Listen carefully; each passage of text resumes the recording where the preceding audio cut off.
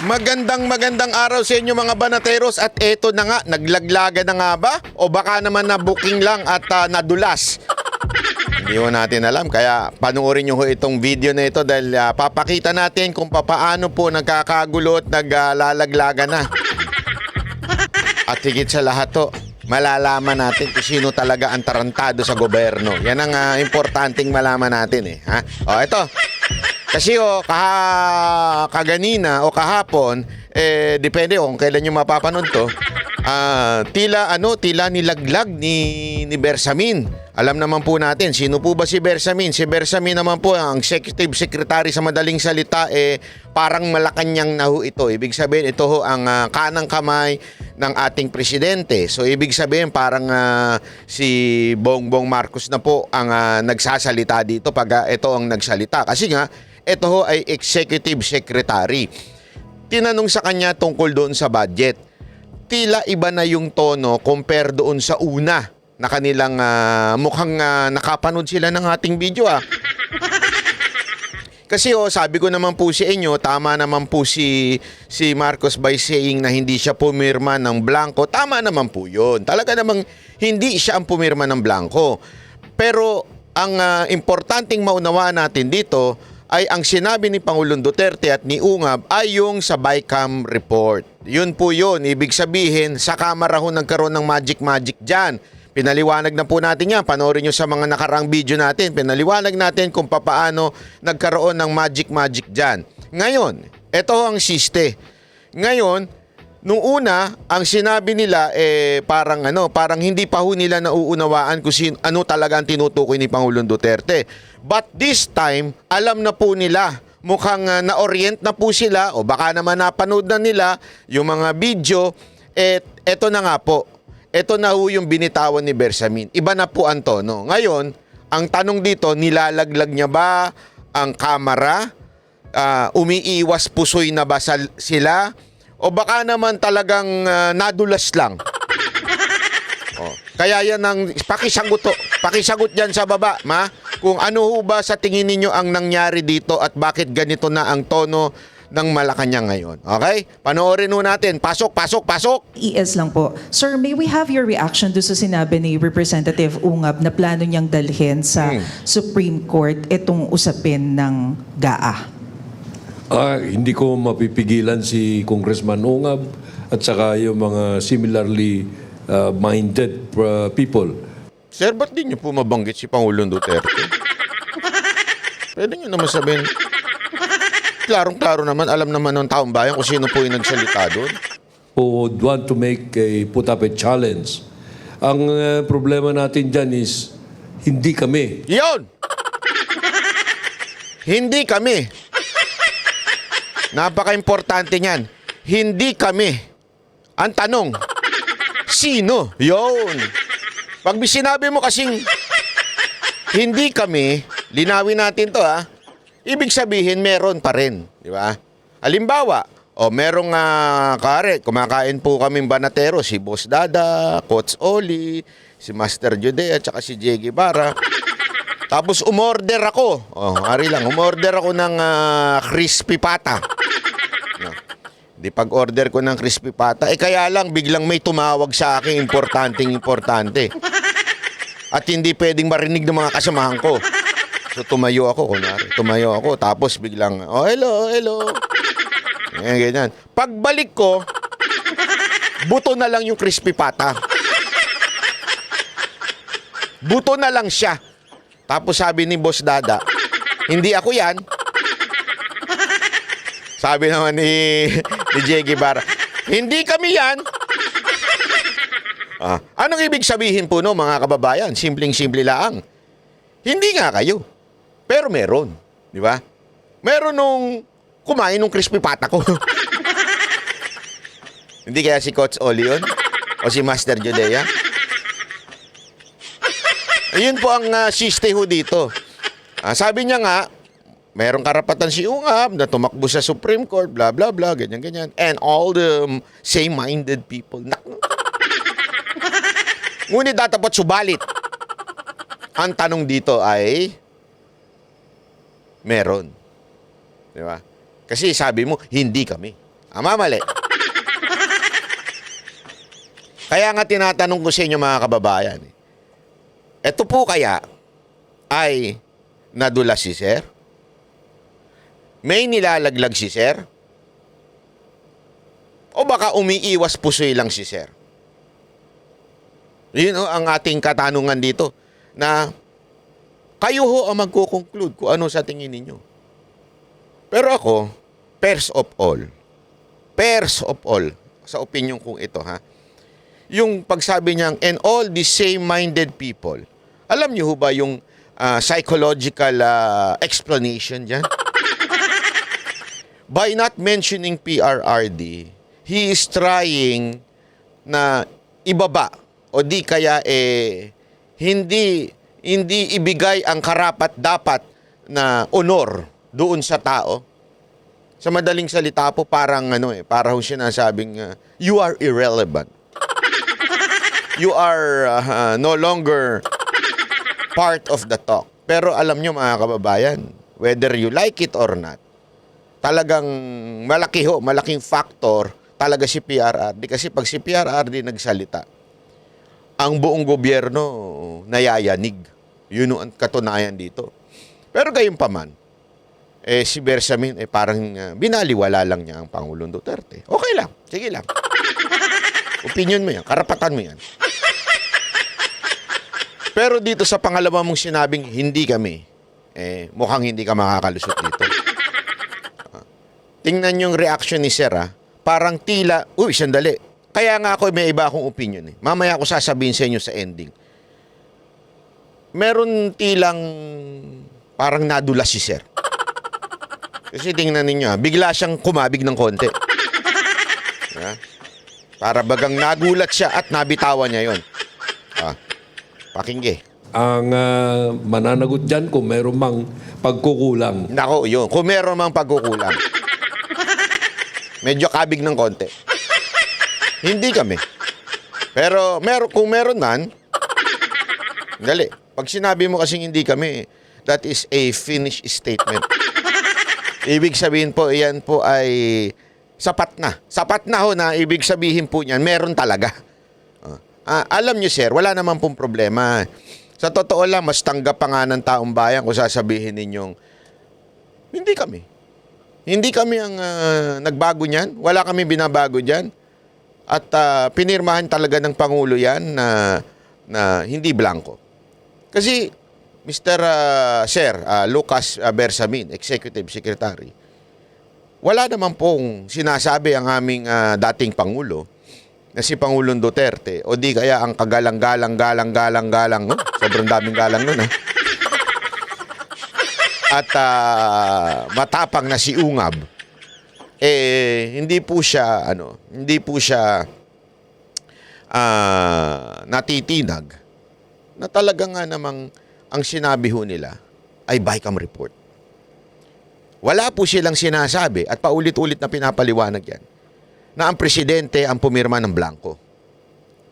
Kaya lang, kahapon nga din may statement din hindi ko lang na-emphasize dito yun, nadaanan lang natin. Kahapon may statement din si Escudero na tila ibay daw yung para bagang yung pirma niya is parang dalawa, kasi parang dalawang beses magkaiba yung version na dumating daw sa kanya.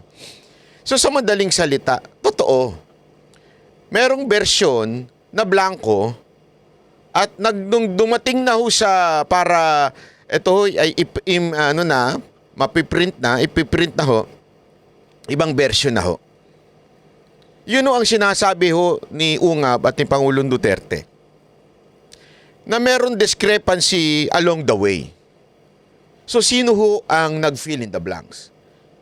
Walang-wala ho at paulit-ulit na sinasabi ng Pangulong Duterte at ni Ungab na hindi naman po Malacanang.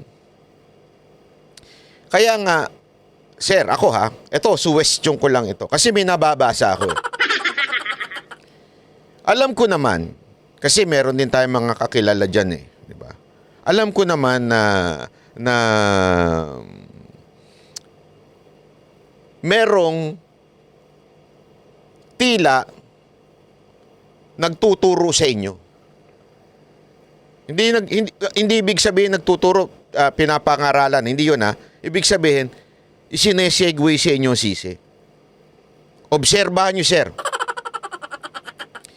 Tila may umiiwas pusoy at inutos nila o niya sa media na ang presidente, tanungin nyo.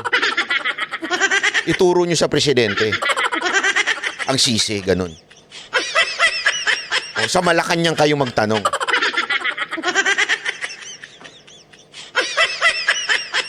Parang tila ganyan ang packaging o ang turo sa mga media.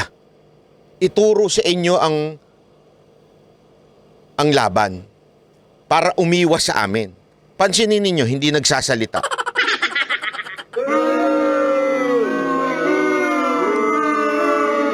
Na dapat siya talaga ang sumasagot. Tama, mali?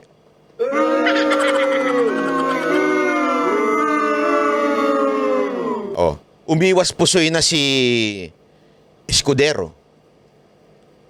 Si Grace po, hindi sumasagot. Ha? Yung dating co-chairman, hindi co-chairman, chairman ng appropriation, hindi rin sumasagot. Ang speaker, hindi rin sumasagot. May nakita akong video kahapon. Yung bagong chairman ng appropriation. Iniiwasan ng media. Nagmamadali daw, pero hindi naman mukha nagmamadali. Umiiwas sa media. Hindi rin makasagot. Tila bagang ang instruction is tahimik tayo, ituro natin, kayong mga media, ang interviewin nyo, Malacanang. Malacanang ang bugbugin ninyo ng sisi para mag-away sila. Kaya sir, ako, basa ko lang ito. Baka naman ipinapasa na lang sa inyo ang sisi. Baka naman may girian na kayong nagaganap at sa inyo na lahat ng kapalpakan. 'Di ba? Hindi ho kaya? Ako ito ang mukhang nakikita ko eh. Sa bagay na yan, dahil BICAM report yan eh. BICAM report yan. Bakit nung una, sir, GAA ang sinasabi ninyo? Hindi, hindi naman sa tayo. Pero, sir, di ba ang una, ang nireaksyonan ninyo, wala kaming, hindi blanco ang pinirmahan ng presidente na GAA. Wala siya. O bakit ngayon, ang bukang bibig nyo na, BICAM report? After how many days? Kasi nga, sir, lagi ko sinasabi itong paulit-ulit, lalo na sa mga government official, bago kayong mag-react, pag tinanong kayo, sabi ni ganito ka daw, ganyan bla bla, wag muna kayong mag-react. Kung hindi nyo naman personal na narinig o napanood yung tao nagsasalita. Kasi it's just a matter of one word can change everything. Mantakin mo, GAA yung una ninyo sinasabi na wala kaming pinirmahang blanco sa GAA. Ang tunay naman sinabi, BICAM report. So, ibig sabihin, pinalitan lang yung GAA, yung BICAM report ng GAA para linlangin kayong sumagot kayo ng palaban doon sa nagsabi na BICAM report. Pinalitan yung salita. So yun nga po yung payo natin sa mga government official bago nyo ho ibuka mga bibig ninyo. Dahil ho ang mga media, tarantado po talaga yung mga yan. Para may istorya, hindi kaya may utos sa kanila, para po sila ho ay makakuha ng istorya at makakuha ng sahod doon sa nag-utos sa kanila. Itatanong nila ang mali. Kaya ingat po tayo bilang mga opisyal ng gobyerno. Tuloy. Mananagot dyan kung meron mang pagkukulang sa bagay na yan dahil BICAM report yan eh. Yun. Wala kaming kinalaman sa BICAM report. Yun! Alam nyo naman pala sir bakit kayo ho nag-react noong una? Na-GAA. Hindi po GAA. Kaya nga sir, tamang-tama ho yung siba. Kaya nga sinabi ko ng mga nakaraang araw, sir, I think you are just answering a wrong question. That's why na wrong ang sagot ninyo. But this time, at least tinama nyo na. Wala kaming kinalaman dyan. BICAM report yan. Malinaw na malinaw. BICAM, sumagot kayo ngayon.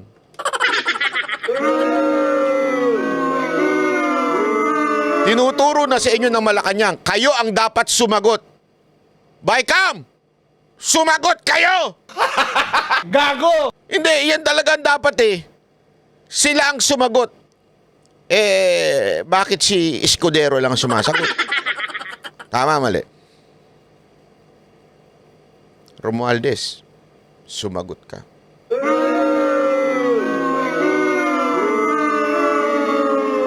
Martin, sumagot ka. Nasa iyo na ang bola, ika nga. Binato na sa iyo ng Malacanang ang bola. Hindi sa amin yan. Bicam report yan. So sila ang pasagutin mo.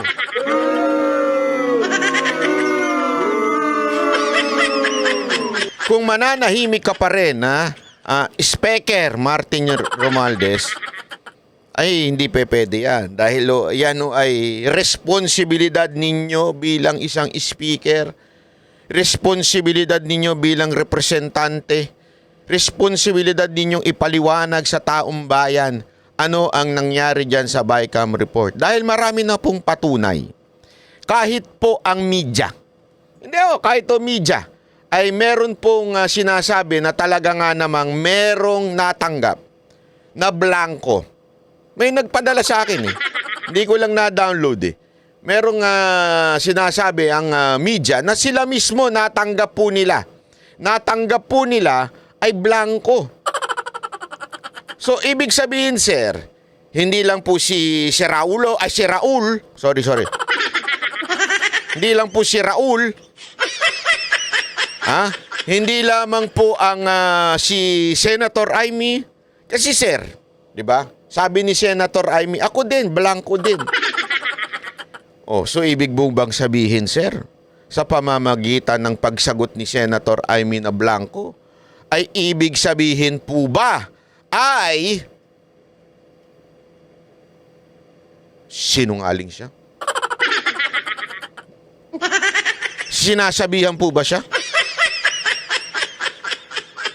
ni Marcos na siya po ay sinungaling?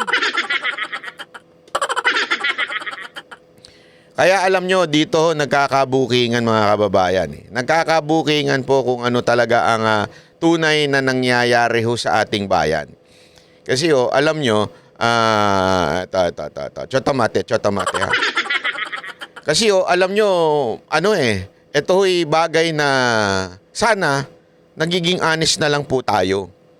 Wala naman pong problema kung kaya lang alam kong pinoprotektahan nyo rin na si Pinsan.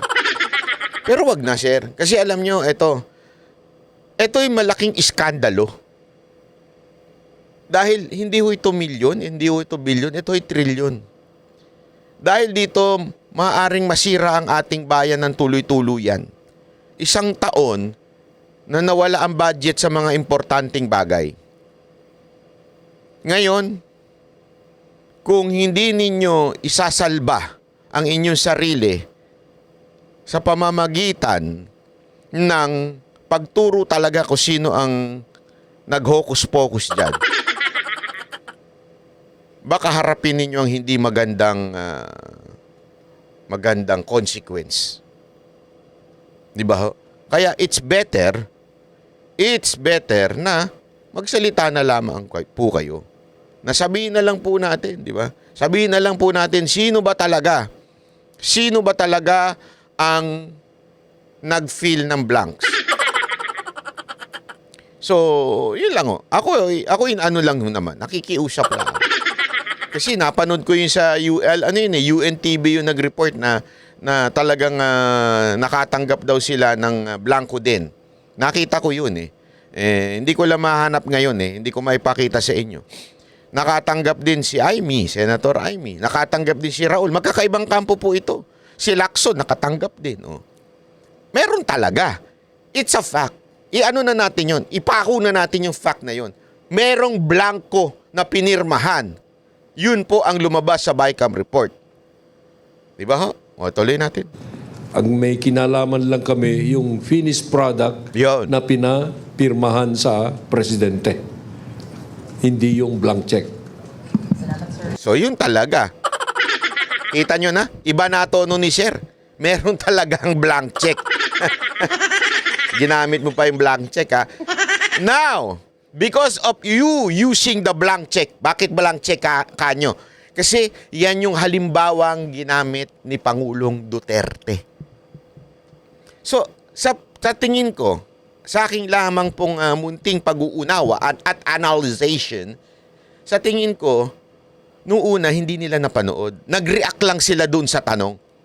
Tapos, nabatikos, na tila hindi sila sumasagot ng diretsyo, pinanood na nila this time. Kaya alam na nila yung blank check na halimbawa ni Pangulong Duterte doon sa ano na yun, sa programa na yun o sa vlog na yun, di ba?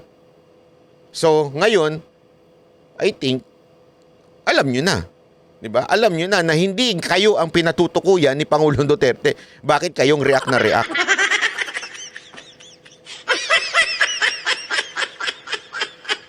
Kasi nga po, mga sir, mga ma'am, dahil po kayo po ay nabitag. Nabitag. Nabitag ng mga media. Ang tanong, nandyan po ba si Ben Tulfo? At nabitag kayo? Hindi, speaking of Ben Tulfo, speaking of Ben Tulfo, alam nyo, eto, daanan lang natin ng kapiraso ito. Kasi marami ho dyan na nagre-react na, ang Tulfo pare-pareho. Hindi ho ganun. Wag ho tayo ganun pag ganung klaseng pananaw natin, mababaw tayo. Hindi ho pwedeng pare-pareho tayo, di ba? Bakit, kanyo? Kasi bawat tao, unique yan. Even if magkaka-same ng apelido o isa ang tatay at isa ang nanay. May kanya-kanyang personalidad yan, may kanya-kanyang karakter yan, may kanya-kanyang prinsipyo yan. Bakit ko nasabi? Ako kasi, personally, ako talaga, before even watching Raffy Tulfo or Erwin Tulfo, ako nanunood na talaga kay Ben Tulfo nun. Consistent po siya. Consistent po ang kanyang prinsipyo at siya fina-follow through niya. Hindi ko naman sinasabi yung ibang mga kapatid niya, ganito Hindi siya yung TV lang. Di ba? Yung nasa TV lang, magpapakyu, tas tatawag-tawagin yung mga nagre-reklamo, tapos pag-aawayin. Hindi ho siya ganun. Siya po talagang pumupunta doon sa ground, kinakausap. Naalala ko yun Ilang beses kong pinanood yun. Yung kinasahan siya ng shotgun. Hindi ho siya umurong kung iba yun. Ako, pag kinasahan na ako, ang shotgun, ganun ang putok niyan. Talagang lumapit pa siya at fina-follow through niya hanggang matapos niya yung issue. Yan ang isang bagay na nakita ko kay Ben Tulfo. Hanggang dulo, tinatapos niya talaga yung issue. Hindi ko naman sinasabi yung mga kapatid niya, una lang. Ang nagiging problema kasi, pasensya na ho dun sa mga kapatid niya. Kasi yung minsan, kulang sa research. Kaya tuloy nasusunog minsan. Bakit kanyo? Siguro pinababayaan doon sa mga tao yung research. Si Senator tuloy. Si Ben Tulfo, hindi po. Talagang follow through. Siya mismo personal. Ibig sabihin, hands-on ho siya. At sa kanya, ang concern niya, yung talaga, nasa ground. Hindi yung influential, vlogger na nag-away. Hindi ho ganon. Siya, mga simpleng tao. Mamamaya. Kaya gustong-gusto ko itong mama na ito. Walang biro. Kitang-kita ko ho. Kasi kung sasabihin natin, hindi, Tulfo rin yan ticker, blood ticker rin, than water. May pag-ganyan ba tayo, di ba? Ako tutol dyan. Bakit to? Si Coach Oli, kapatid ko. Hindi mo pwedeng sabihin kaming pareho. Banat bay, huwag mo ilaglag! Sandali! Papaliwanag! Hindi, kung siya merong ang pangit. Hindi, kung siya hindi single. Yan, hindi single. May mga bakit ako single? Ibig sabihin, hanggang ngayon, ilang taon na ako. Kasi nga, iba yung karakter ko, iba yung pananaw ko pagdating sa marriage, iba yung aking prinsipyo. Ayoko nang pinakikialaman ako. Bakit siya? Kasi nga, gano'n, di ba? Magkaiba kasi. Wag nating... hindi ko sa sinasabing masama si Coach Oli, Hindi kasi meron siyang kahit itanong nyo kay Boss Dada, kahit itanong nyo sa ibang kasamahan namin, magkaiba kami ng karakter ni Coach Oli. Magkaiba kami. Okay? So, alayo ho nun kung sasabihin mo, ano din yan?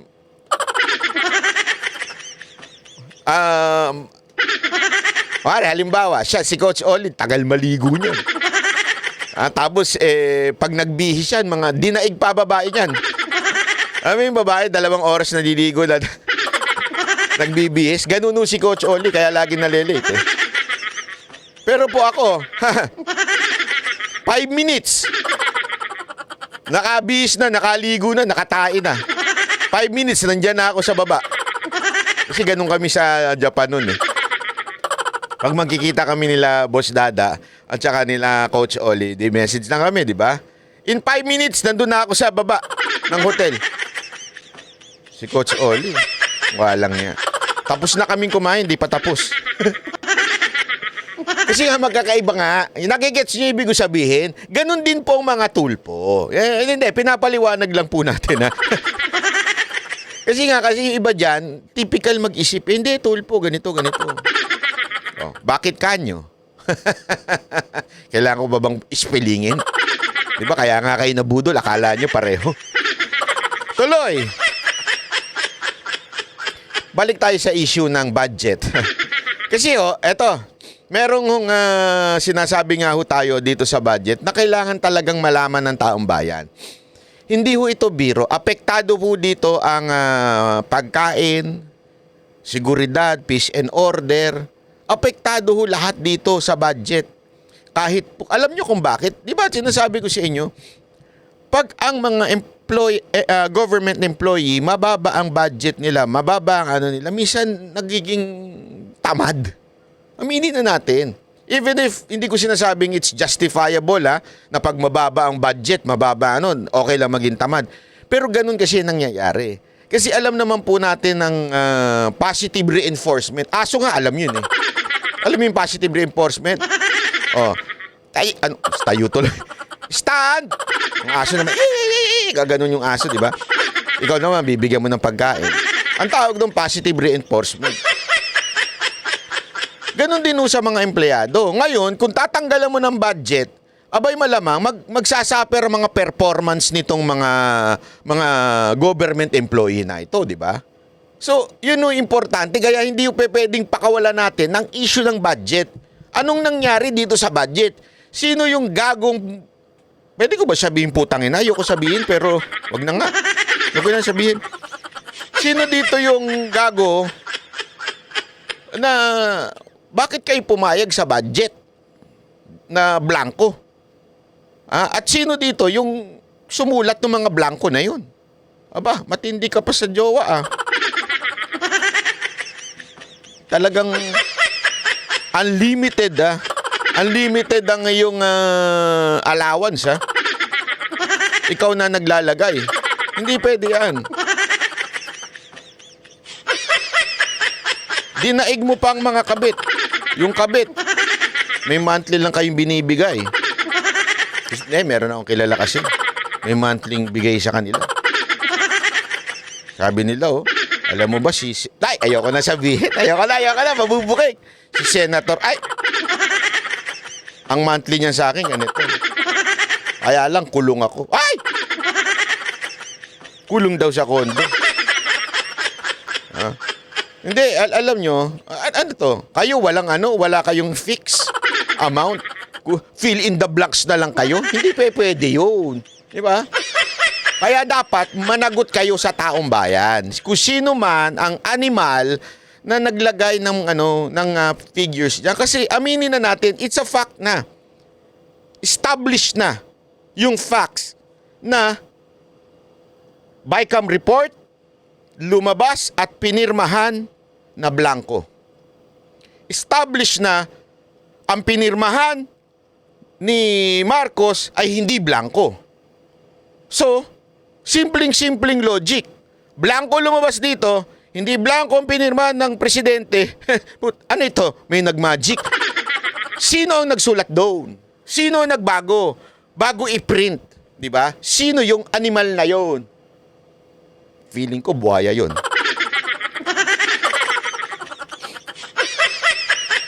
Feeling ko, pag tiningnan mo yun, mukhang buhaya yun. Busog na siguro yun sa pera.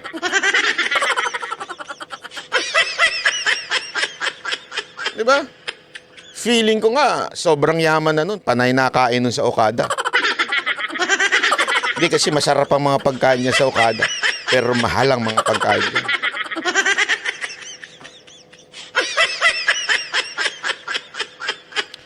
Alam nyo mga kababayan, nakakapagtaka lang ano, kasi kung ganito ang nangyayari sa bayan natin at ini-ignore lang natin, this is not good.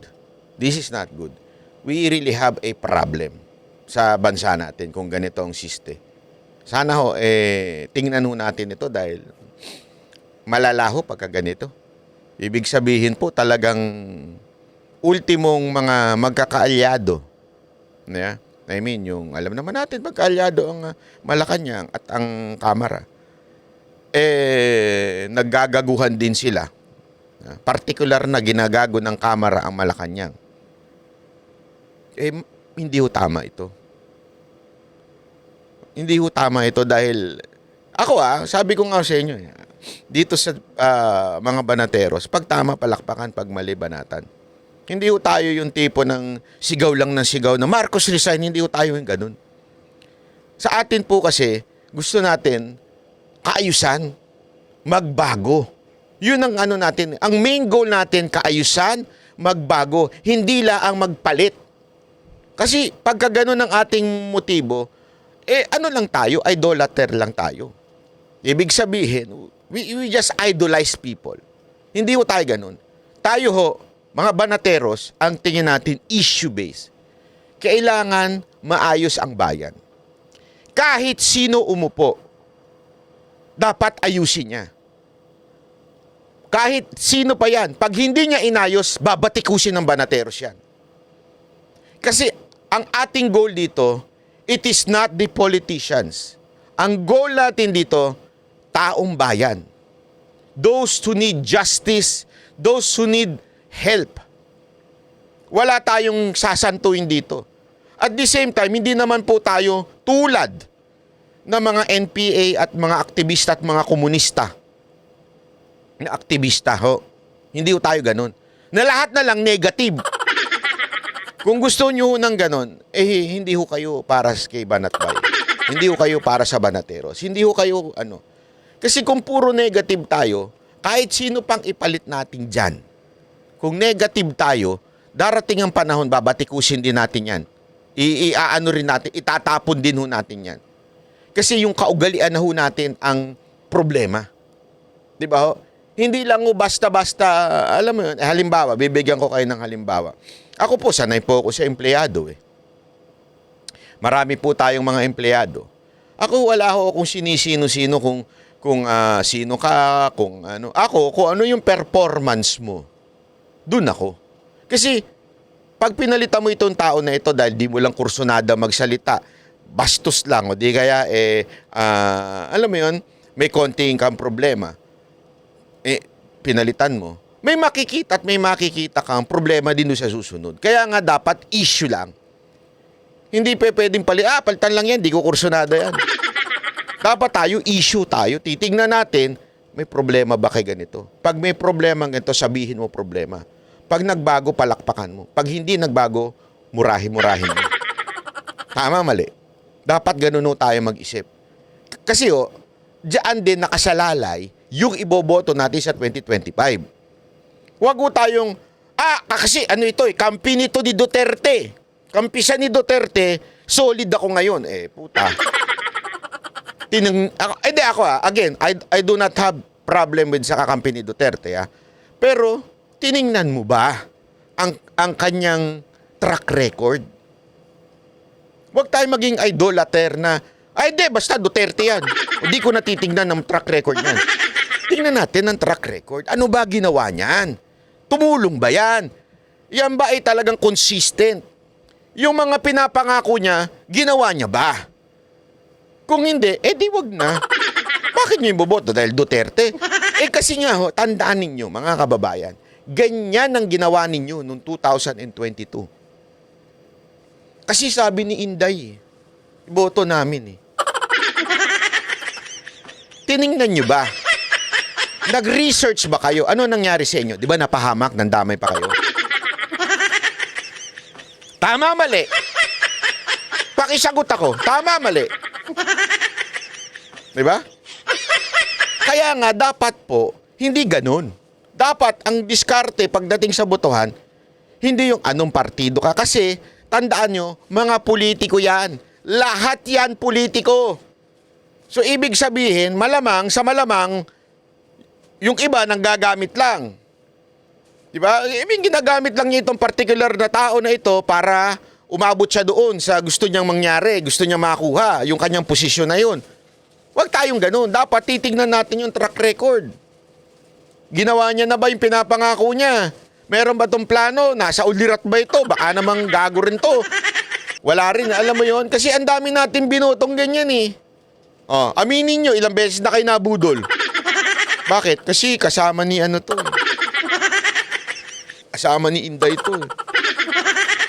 Hindi lang pinatutukuyan ko dito yung presidente ha. Kahit yung mga senador na itinaas ng kamay ni Inday, binoto ninyo, ano, anyare. Nga, di ba? Hindi ko sinasabing hindi ko sinasabing mali yung ginawa ni Inday. Hindi 'yun. Kasi, di ba siya rin nga sinasabi niya na nagsisisi siya di ba? So ibig sabihin, yung tao nagkakamali din. Walang perpektong tao. Nagkakamali din po si VP Sara Duterte. So maaari, alam mo 'yun, pumalpak yung inangat niya ng kamay. So anong punto ko dito? Tayo mga kababayan, responsibilidad natin yun. Hindi natin pwedeng sabihin, kasalanan ni Sara Duterte ito, kaya kami nabudol. Gago kayo, tanga kayo. Sorry real talk lang tayo dito Wala ho tayong dito. Yun, kung nasasaktan kayo, ibig sabihin, guilty kayo. Next time kasi, hindi porket tinaas ang kamay ni ganito, tinaas ang kamay ni ganito, okay na yun. Tignan natin ang karakter. Tignan natin yung... Kaya nga, patuloy namin pinagmamalaki si Pastor Kibuloy. Dito, hindi ho ito Kasi, yung kanyang mga sinasabi, ay nagawa niya na. Nakita na namin, personal naming nakita. So, ini-explain lang niya yung nagawa niya, kaya namin siya, ako, para sa akin, tinutulong at kinakampanya ko. Kasi nga, naniwala kami, nakita namin, di ba? Yung kanina, sinabi ko sa inyo, si Ben Tulfo. Kasi nga po, nakita ko rin yun.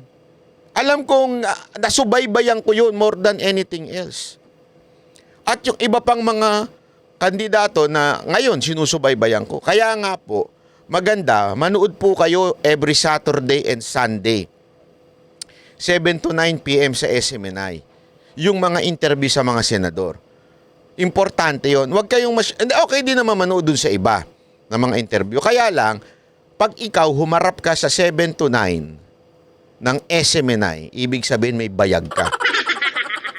Kasi, hindi po kami na-spoon feed. Kaya nga kami ang pinili na maging host nung 7 to 9 every Saturday and Sunday. Kaya kami ang pinili kasi hindi naman kami nadidiktahan, lalo na si Banatbay. Pasaway. Kasi ako yung personality ko yun na gagawin ko yung tama, itatanong ko yung tama. Ngayon, kung magagalit kayo, sorry po. Ganun lang kasimple. Pasensyahan na lang po tayo. Di ba? Ganun po tayo Hindi po tayo sa nagyayabang. Kaya lang kasi, sabi ko nga dun sa management, they are applying for senators. So dapat, matindi ang kanilang pag-iisip at pag-unawa sa mga bagay-bagay. Kung bobo sila, kung tanga ang logic nila, hindi sila makasagot ng diretsyo, tangina, ba't ka pa magsenador? Tangina, magkulkul ka na lang ng kubeta, kung ano ba. Sorry, hindi naman sa mga nagkukulkul lang. Pero, napakagago mo naman. Di ba po? Sana maunawaan natin ito. Kaya mga kababayan, panoorin nyo yun, tingnan nyo. Kasi marami dyan takot eh. Nung nalalaman ng Banateros ang host, umatras ang mga bayag eh. Oh, meron na. Meron na. Pinag-uusapan nga namin kung sino-sino yung mga umaatras ang bayag eh. Pag Banateros ang... Sino bang host niyan? Si Banat Bay.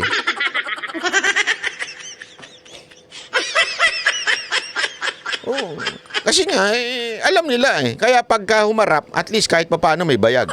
Pero hindi ko sinasabing boto nyo na ha. Nasa sa inyo. Kaya nga, hindi ko kayo didiktahan kung sino iboboto ninyo.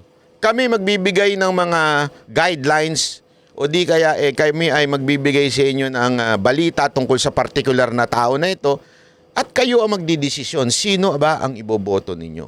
Yun lang ho. Kasi importante ho natin. Bakit ho kanyo? Bakit ko nabanggit to?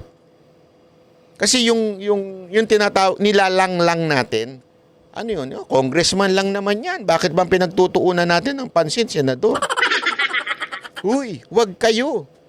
Hindi porket iilan lang ang senador, makapangyarihan na yan. Hindi o. Ngayon, kitang-kita natin na ang Pilipinas dumadaos-dos, hindi dahil sa senador per se, kung hindi po dahil sa mga congressman. Na, anong turing natin? Congressman lang yan. Wala. Ano lang yan? Mga, ayaw mo na, kung sino yung nagbigay sa atin ng ayuda, yun na lang. Kaya nga ang ganda nung commercial eh. Commercial, napanood niyo yung commercial ng SMNI? Ang ganda nung commercial na yun, mga kababayan. Sana pa mapanood ninyo. Hingi nga tayong copy nun. Kasi yung commercial na yun, may nagnakaw na nakabarong. Alam mo? Tumatakbo siya, nagnakaw siya, di ba? Tapos, nung hinahabol siya, tinuturo na siya ng taong bayan, ang ginawa niya, binigyan niya yung taong bayan. O, inabutan niya ng 1,000, 1,000, 1,000, 1,000. Lahat ng umahabol sa kanya, binigyan niya ng tagi 1,000. Tuwan-tuwa yung humahabol. Anong nangyari? Sabi ng mga habol, sige, takbo ka na. Okay na yan. Hindi alam ng mga humahabol, 1,000 lang natanggap nila. Yung ninakaw ng animal na yon, isang bag. Magkano lang yun? Wala pang 1% ng kanyang nakuha ang pinamigay niya. Ganon din po nangyayari sa mga kamara natin, mga congressman natin. Diretso na natin. Magkano binibigay sa inyong ayuda? 3,000, 5,000? Magkano ninanakaw? 1 bilyon, 2 bilyon, 5 bilyon?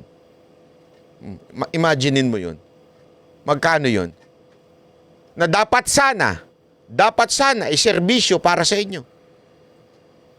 Dapat sana gagamitin para sa inyo. Pero sa bulsa nila, pambili nila ng patik. Alam niyo yung patik? Putik lang alam ko eh. Yung relo-relo, mga Rolex. Sports car. Model na babae. Yung iba, model na lalaki. Yung isa, influencer. Ay, sino yun? Wala, hindi ko sabihin sa inyo. Hindi, di ba? Kaya napaka-importante na unawain ho natin ito kasi mga kababayan, tinatarantado kayo harap-harapan. Tapos iboboto ninyo.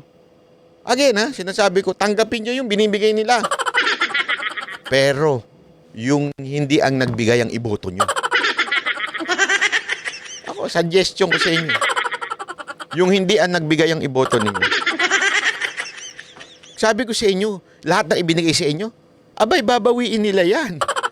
Hindi lang triple, mga 100 times. Maka 1,000 times pa. Tandaan nyo, pag nagbigay, imposibleng hindi nila bawiin yan, mga kababayan. Wala ho silang pambibigay ng personal. Sa tingin nyo, mapagbigay lang sila. Walang ganyan sa mundo na to. Ha?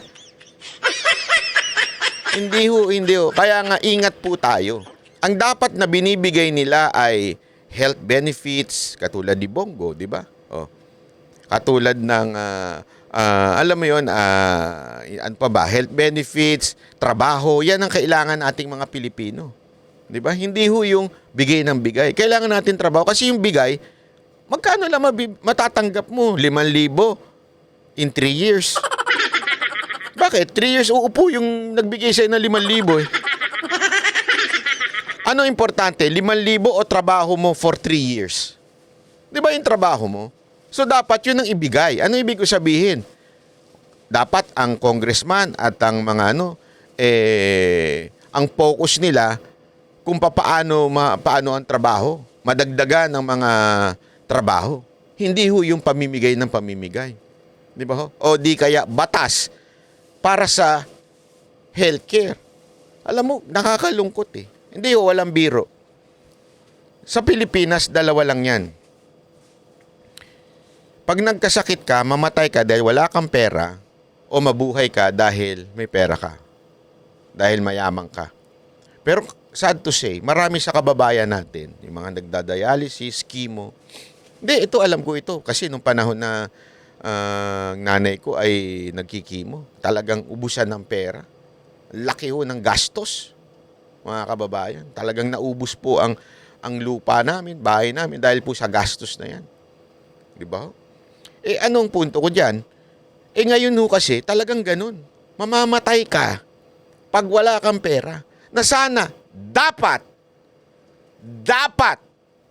full subsidy sana yan ng gobyerno. Ang laki ng budget na inilipat ng PhilHealth. Mantakin mo ha, ito ha. Zero budget ang ibinigay sa PhilHealth. Doon sa, sa kanilang subsidy. Tapos, pupunta ka ng ospital, sasabihin walang pera. Di ba? Wag na ho tayo kayo ho mismo mga kababayan natin nandiyan sa mga public hospital. Pag umaharap kayo, di ba hirap na hirap? Kailangan lalapit pa kayo kay congressman, hihingi pa kayo ng recommendation para makakuha dito sa DSWD o sa mga departamento ng ating pamahalaan. Bakit ganun? Nagmamakaawa kayo. Hindi kayo dapat nagmamakaawa. Karapatan niyo yan bilang Pilipino na nagbabayad ng tax. Mantakin mo sa ibang bansa, walang problema, tax, go! Sus! Hindi, totoo. Tanungin niyo yung mga kababayan, mga kamag-anak niyo sa ibang bansa, okay lang mag-tax. Kasi ramdam namin eh. Pag kami na ospital, wala kaming problema. Insurance, wala kaming problema. Diba? Wala silang problema. Tayo, mamatay ka, ganun. O di kaya, kung ayaw mo mamatay, magmakaawa ka sa mga politiko.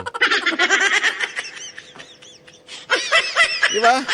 Kaya nga laking bagay nung yung ginawang malasakit center ni Bongo. Yun ang tama. Bakit kanyo? Hindi ito, simpleng-simple lang eh. Bakit kanyo tama yung ginawa ni Senator Bongo na ganun? Kasi hindi siya yung namimigay ng pera. O eto, paggamot ka, tapos boto mo ko. Ganun. Hindi ganun. Nagkaroon siya ng institusyon. Nagkaroon siya ng institusyon kung saan ito ang magbahala doon sa mga nangangailangan. Kaya nga one-stop shop yan sa mga 'di ba, malasakit center. Hindi mo kailangan magmakaawa kay Senator Bongo. Kaya nga alam mo, yung mga lumalapit sa akin, "Sir, pwede ubang humingin tulong kay Senator Bongo?" Pumunta po kayo sa malasakit. Hindi nyo na kailangan ng recommendation. Pumunta po kayo doon. Tutulungan po kayo. Ito ang problema. May balita tayo. May bali-balita din tayo na may mga ilang malasakit center o tinanggalan ng budget.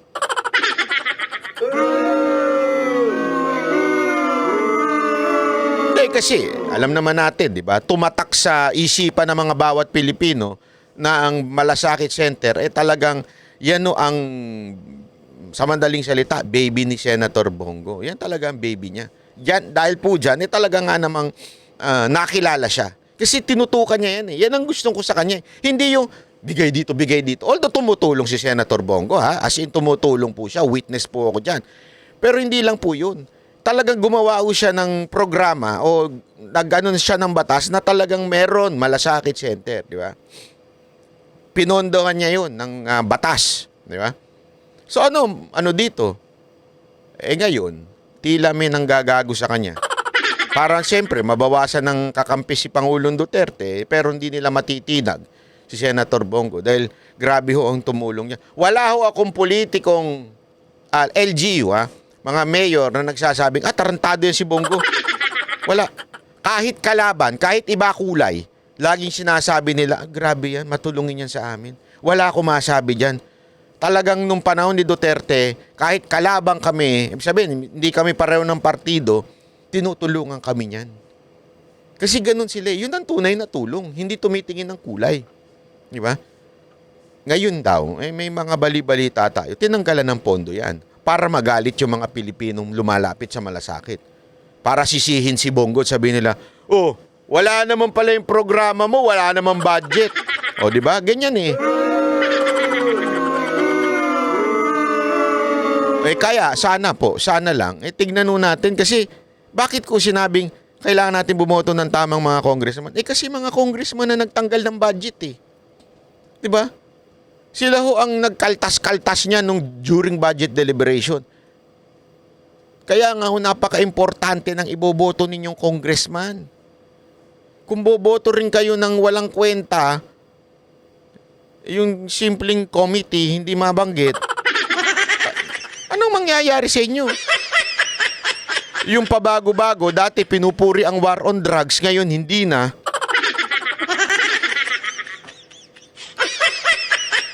Alam mo yun, ano ibig sabihin yan? Yan ang tinatawag na mangga. Mga manggagamit. Dati, pataas-taas ng kamay kay Pangulong Duterte, ngayon, wala na. Oh. Mga mangga. Kaya naturalmente, darating ang panahon, lilipat na naman yan. Bakit to? Kasi manggagamit sila ng mga matataas o mga sikat para maabot lang nila yung pagiging congressman at magkaroon sila ng pera at project. Yan ang katotohanan sa bayan natin. Nakakalungkot. But that's the reality that is happening in our country. Kapit lang. Kaya nga sabi ko sa inyo, ingat tayo. Ingat po tayo sa mga kumakapit lamang sa mga Duterte. Tapos sasabihin nila, iboto sila. Darating ang panahon, sana kung katulad sila ni Senator Bongo at saka si Senator Bato na talaga nga namang nasa tabi ni Pangulong Duterte. Hindi eh. Hindi ba ho? Marami dyan, ginagamit lang ang mga Duterte. Tapos pag nanalo, pag naipwesto, yari ka na. Magbabaliktaran na. Kaya ingat po tayo dun sa mga nagbabaliktaran. Ayaw na ayaw ng mga babae niya. Hindi, joke lang. Joke lang po. Hindi, totoo po, di ba? Ang may gusto lang niya, mga Barbie.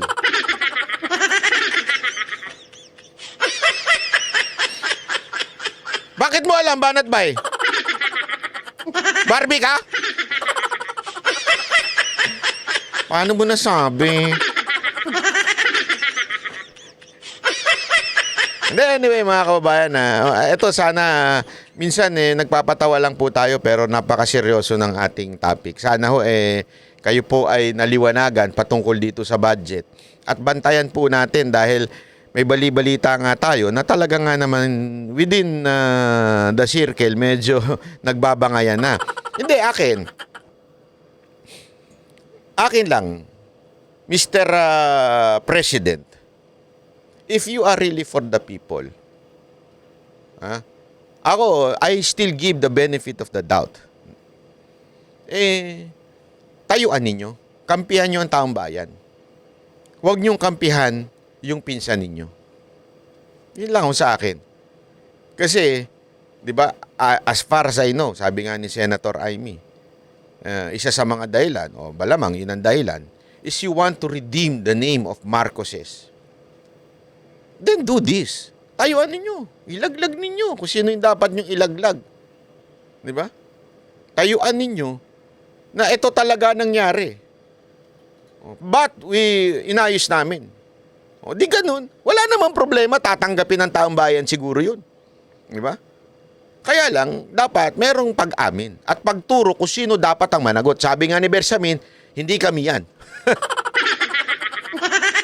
Hindi kami dyan. Dapat managot dyan, by cam. Yan ang dapat, di ba? This is a small step in saying, yan, ayusin nyo. Kasi maaayos naman talaga kung gugustuhin ninyo. Pero kung kakampihan at ito-tolerate ninyo, ay bay sir, babagsak ko tayo at masisira ko kayo. tuloy-tuluyan kayo masisira sa taong bayan. Sa pagkaalam ko, hindi yan ang nais ninyo, di ba? You want to redeem the name of Marcoses. Therefore, do what is right for the people. Maraming salamat po. Ako po si Banat Bay. Yan ang Banateros, boses ng ordinaryong Pilipino. Banateros ay walang makakaawan.